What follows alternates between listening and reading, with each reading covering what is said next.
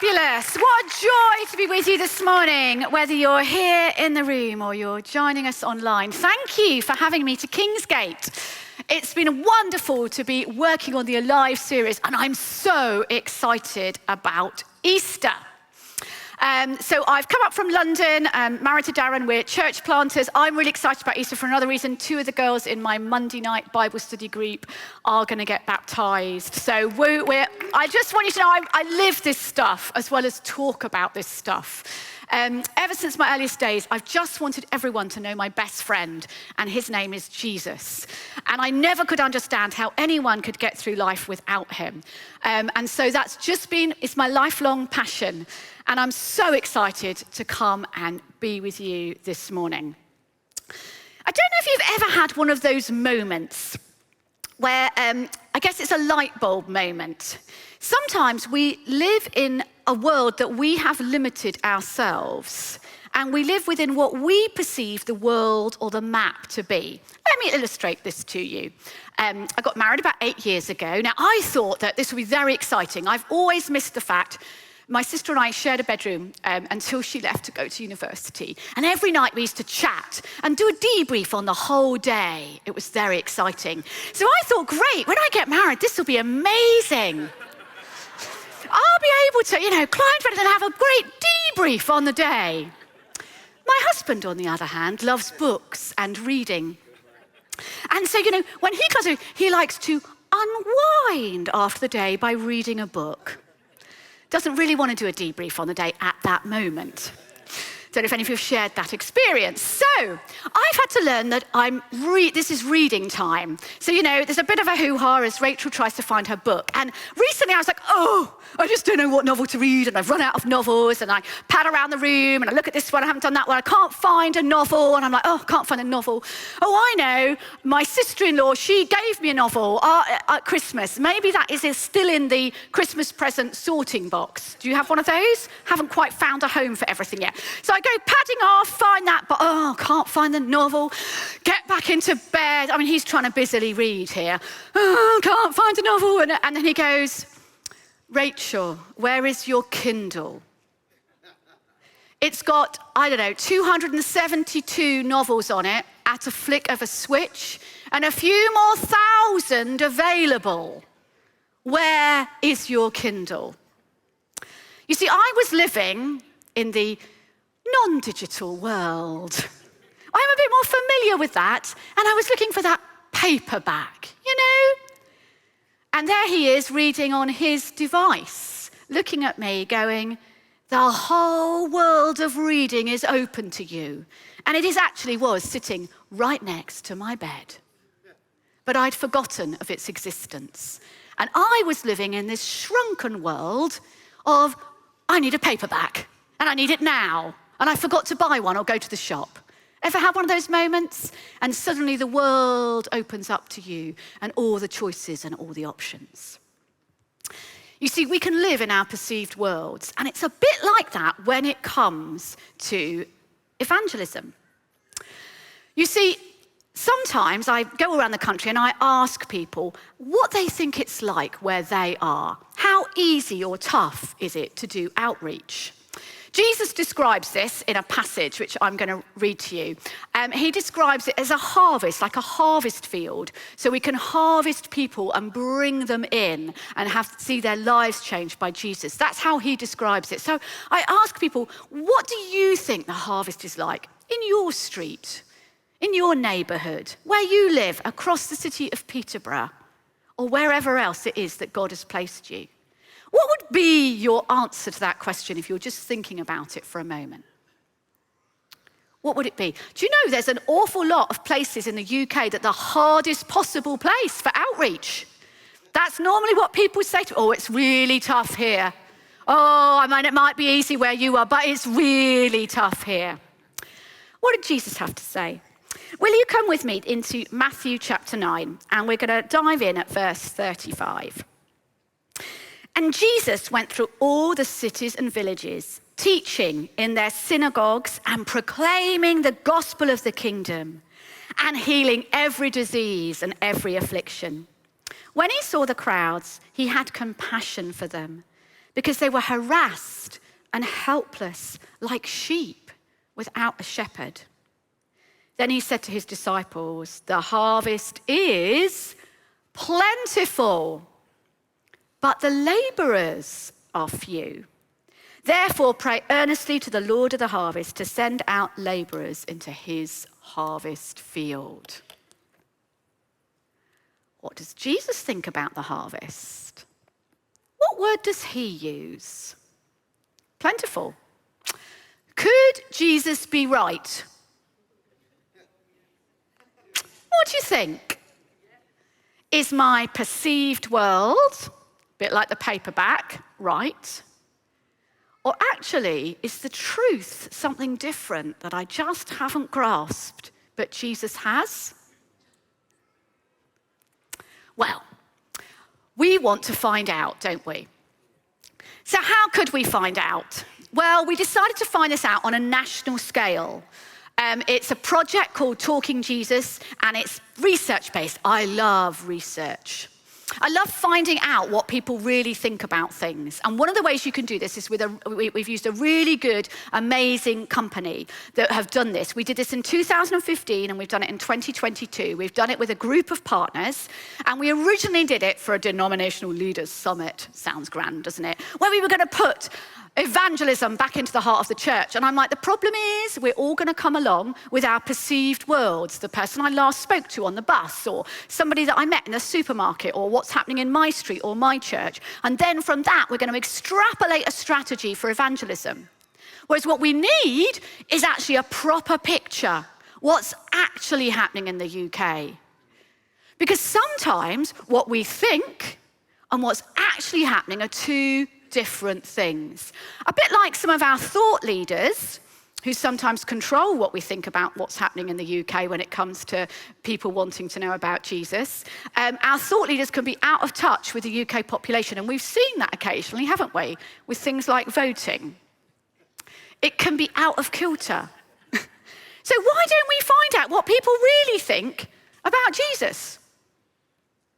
Good idea? With me? So I'm going to bring you just a few stats that will help us highlight this. And if you want the full whammy, you can have a look at the Talking Jesus website and have a really deep dive. Now, the number one stat, which is about to appear now for you, is a jaw dropper.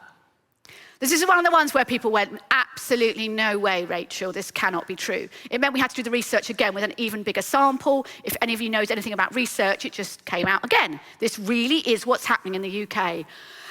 Easter's coming. Who believes in the resurrection of Jesus? How exciting is this? 16% of the UK population believe word for word, literally, that Jesus rose from the dead. That's a pretty good start, isn't it? But what about this 29%? I call them my wobble factor resurrection people. They believe a bit. You know, they're not quite sure, they haven't worked out what it means, but they've got some kind of hope. I think they're hoping that there's something eternal. Do you know, sort of spiritually something, and maybe Jesus has got something to do with that. It's almost like, well, I'll put my stamp down, it might give me a bit of security, it might be a bit of a hope.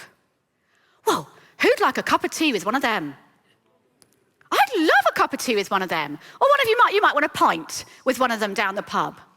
Can you imagine how much easier the task of mission evangelism is if they've got a wobbly belief in the resurrection? This could be your next door neighbour. How exciting would that be? Or the person that you know in the gym. Or someone that you met in Costa.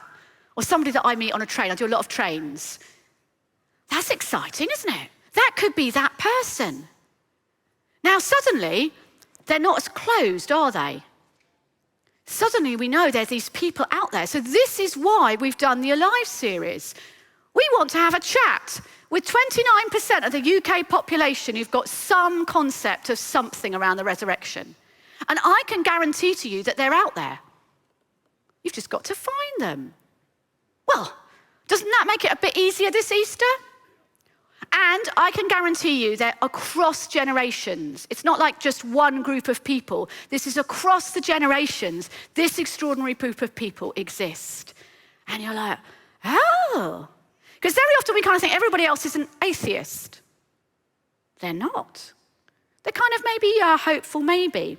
An illustration of this would be, if you look in Mark's gospel, there's this amazing piece right in the middle. We kind of call it the hinge in which Mark's gospel builds to this passage, and then it breaks off away from this passage. And it's where Jesus talks to Peter, does a bit of a talking Jesus survey, really. I like to think that was the original one, where he asks, what do people think about me? Who do they say I am? That's what he asks, and it's right in the middle. And some people say prophet, some people say, John the Baptist, some people, and then he looks at Peter and he says, who do you say I am? The Messiah. And it's right in the middle because Peter's beginning to get this full sight of who Jesus is. But interestingly, just before this passage, there is this story about how Jesus heals somebody who is blind. But he heals them in 2 stages. Stage 1, this person can see people, they look like trees, not full heating. Stage 2, he can see everything with complete and utter clarity. Whoop. How exciting. Why would Jesus heal someone in 2 stages? Ever thought that? Maybe it's an illustration of something. Because he then asks Peter, what do people think about me? Prophet, John the Baptist, they've kind of got like hazy sight of Jesus. Does that make sense? What do they need? Full sight of Jesus.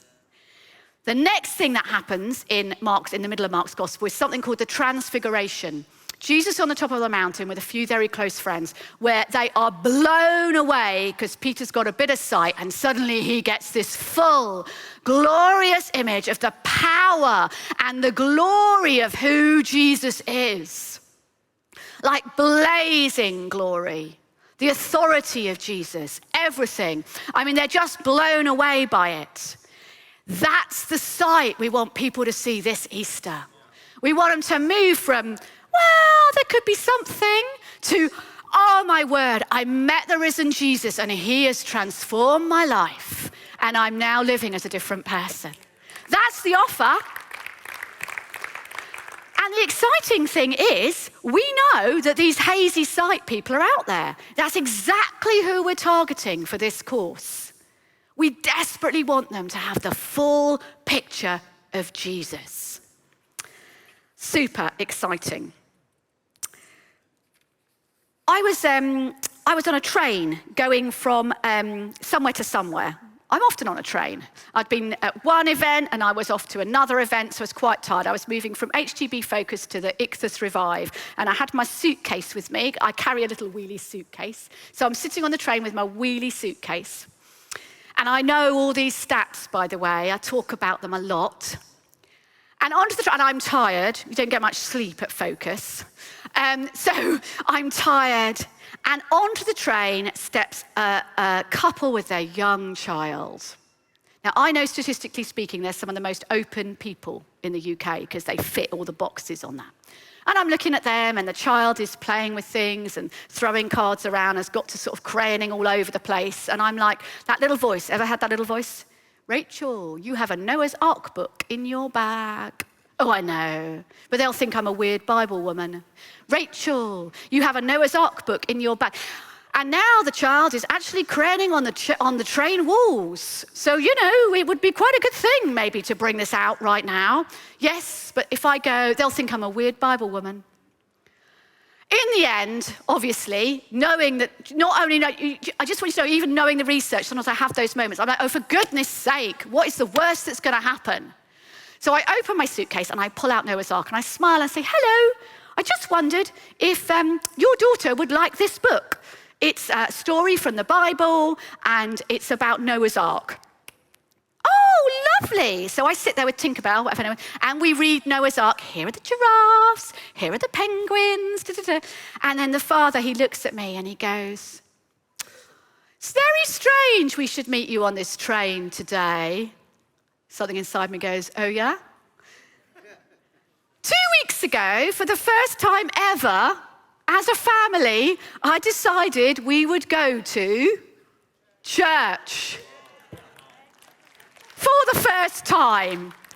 And now we're sitting on a train with you. And I'm like, oh Lord, I'm so sorry. Should have been in there, but we had the most amazing conversation. And he said, it's something about having a child. He was perfect for the reason. I've had a child. We just wonder if there's something more. And if there is a God, I don't want my daughter to miss out. And I know I can't help her. So then I said, well, what sort of church was it that you went to? And he goes, it was an evangelical church. That's what they called it. Great, you go back there. It was the most extraordinary experience that I could have missed. Because I'm a bit British sometimes, even though that raving evangelist is going, come on. Ever had a moment like that? Well, let's find out if the research can help us with anything else. What's the next slide? This is one of the ones that I can remember when I'm sitting on the train. When we talk about our faith, this is what non-Christians reply about having had a conversation with one of us. 75% of them felt comfortable. That couple on the train did not think I was weird. They were super comfortable having that conversation. In fact, they were hugely relieved that they'd met me. Okay, 60% don't want to know more about Jesus after that conversation, but 33% do, 1 in 3. I'll take that. And 36% are open to an encounter or an experience with Jesus. They're open to experiencing Jesus. So I can guarantee to you right now that there are people like those people on the train who are looking to find out more about Jesus or who want to, I love it, experience him for themselves. Is that exciting? Oh, it's not everyone. No, of course it's not. It wasn't everybody when the Apostle Paul trotted into Ephesus. Some people really didn't want to know, but some people do. And our task of the Church of Jesus Christ is to find the open people. And I can statistically guarantee you that they are there. They are in your gym. They are in your workplace. They are in your street. How exciting is that? So it's a bit like you just have to ding dong on a few different doorbells. If the first one says no, do not panic. It wouldn't have mattered if Dave had gone. Okay? It wouldn't make any more difference. It's just that at the moment, they're a no. Go to the next one. Hello, ding dong. They might even be a no. Does it matter? Would it make any difference if it was me there? No. But the next one might be waiting, desperately waiting to find out more about Jesus. Desperately waiting. They might be sitting on a train, confused with questions, and you could bring them the life of Jesus. Are you excited that this Easter could be amazing? So we absolutely know there are people with a hazy view of the resurrection. We absolutely know that if you start to talk about your faith, people are going to be comfortable. And we absolutely know that there are people out there right now who currently aren't Christians who want to know about Jesus or experience him. Yes!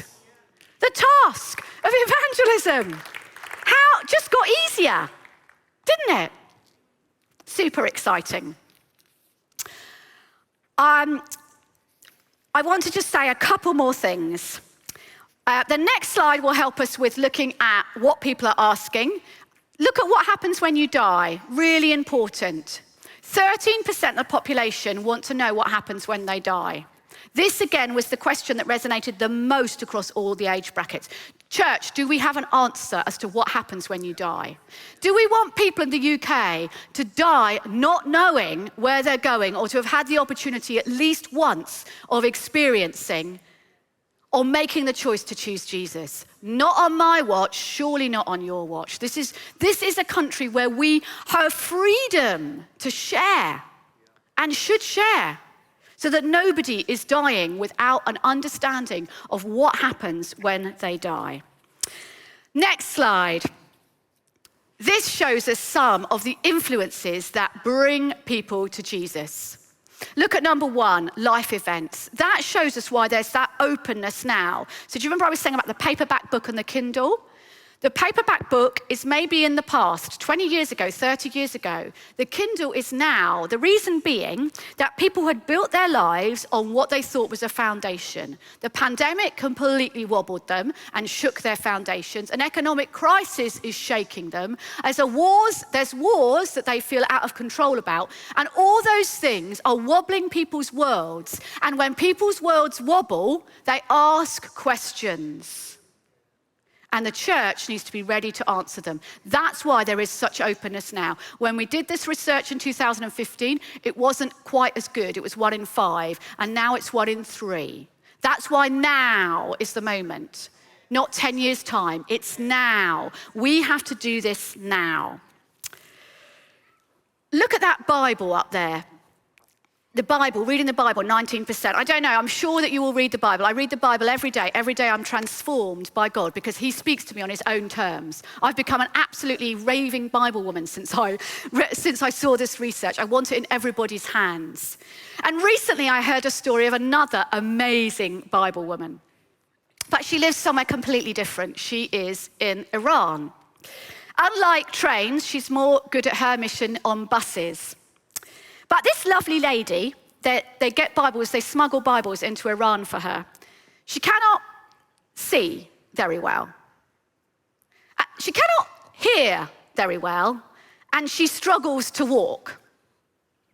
Do you think she'd get through any interview to be an evangelist or on any mission team?